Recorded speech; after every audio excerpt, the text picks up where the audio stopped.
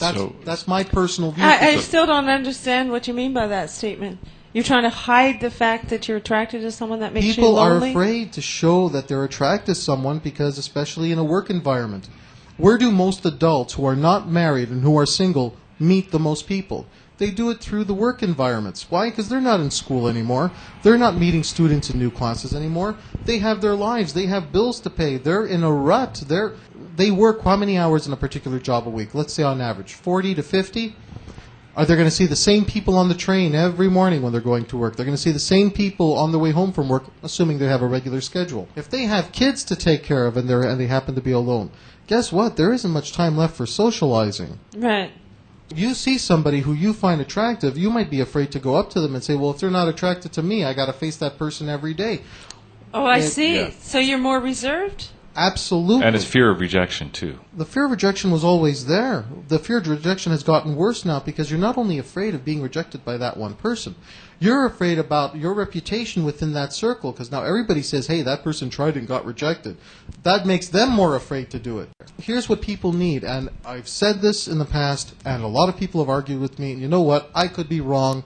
But this is how I live my life. Despite all the fact that every single one of your physical needs can get met, all of your basics, your shelter, your clothing, your food, your transportation, whatever, people still need to connect. Yeah, I agree. Mm-hmm. And if you don't connect with other people, people need people. What they forget is that you don't need any particular person. It's the same thing in a work situation. Let's apply it to the corporate world. We're based here in Toronto. Toronto can be considered a very corporate-type city, so let's base it there. You need clients.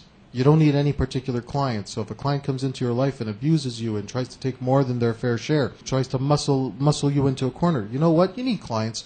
You don't need a particular client. You need sponsors. You don't need a particular sponsor. You may need to connect with people, but you don't need to connect with someone just for the sake of connecting. Now, while you're processing that. Yeah, let's think about that for a minute. Frank Talks is sponsored in part by Everything Out of Her Mouth is a Test, a man's guide to the emotional needs of women.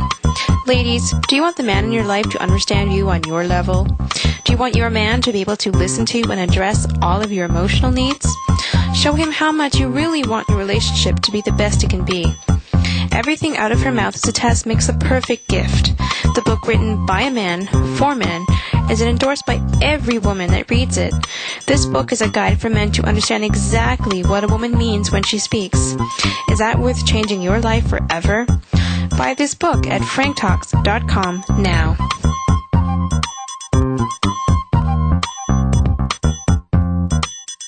All right, we're back. We're having a great time here. And Natradio is always a place where just organic radio happens, and we had Frank drop in. Didn't even know he was going to be a guest until I started sitting in his lap, and he told me he knew how to meet a woman's emotional needs. Although it's a little too late for you. Sometimes I feel it is.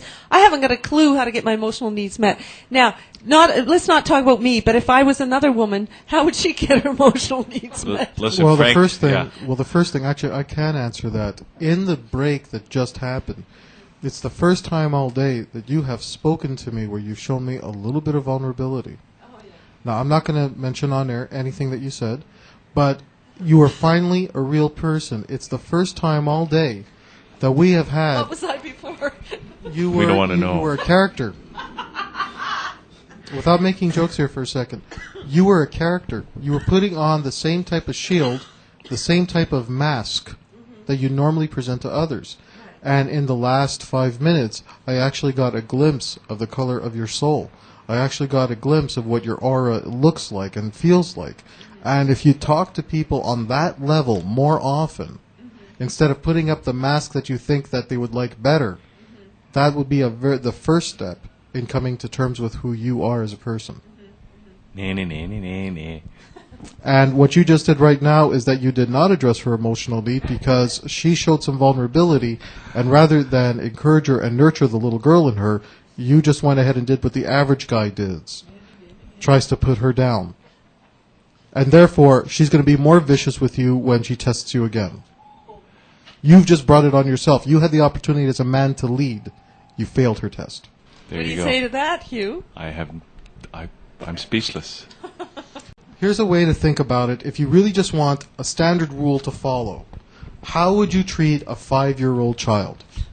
sometimes when you're dealing with adults, sometimes you need to be stern with them, and sometimes you need to be very caring and loving even when the person is behaving badly. Why? Because you understand that they're a 5-year-old child. So I'm going to present this next concept to you, and if you can at least understand this concept, you won't have to get into the extra details. Here it is. Even though a person may be physically of a certain age, how old they are emotionally may be a different age. Oh yeah, I can believe that. So instead of talking to them as an 18-year-old, a 21-year-old, a 35-year-old, figure out how old they are emotionally and treat them the way you would treat a child of that age. You'd be amazed what kind of positive responses you get from just that. I like that. So, well, we do that a lot in here. I mean, we throw a football around. I feel like a big kid when I'm in here. What about you, Hugh? Well, you know, that's child. We play a lot in here. We do. And, yeah, we have fun. But being childlike is different than being childish. Like, I think a person who's an emotionally adult, can still be childlike and have fun and play football and stuff like that. But if someone is childish, that means that emotionally they are not adults, and therefore you have to treat them as emotional children. And how do you do that?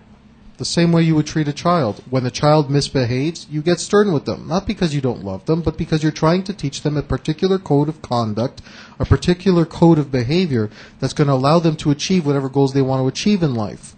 It's going to allow them to interact with people. You're doing what's best for the child. Exactly. When your 5-year-old doesn't get the cookie that the 5-year-old wants and then throws a tantrum, you have to manage that. What do some people do? They just say, fine, here, have the cookie.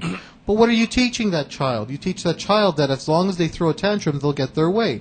What happens when this child now goes into their first job interview and on the first day of the job sees something they don't like, throws a major tantrum, and the kid gets fired? Now that kid doesn't have the means to support themselves as an independent.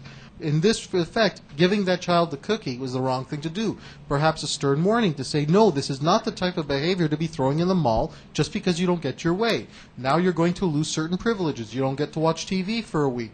This type of attitude. Mm-hmm. When you treat adults in the same way, no, you are not to treat me in this manner. I will not accept it. Therefore, if you continue to behave like that, I will not give you my attention. I will not acknowledge you as an adult. You get people to show you more respect than anything else. Why? Because you're not talking to them and saying, you know, you're a 25-year-old, you should know better. Well, shame is not always a great motivator. However, if you turn around to the person and you talk to them as if they are a 13-year-old, because maybe emotionally they're 13 years old, look, I really like you, I really care about you, I love you even, but I will not accept this type of behavior from you in this particular space. You'd be amazed. That's how you would talk to a 13-year-old. And when they misbehave, that's the way I talk to them. I talk to them in an age-appropriate manner.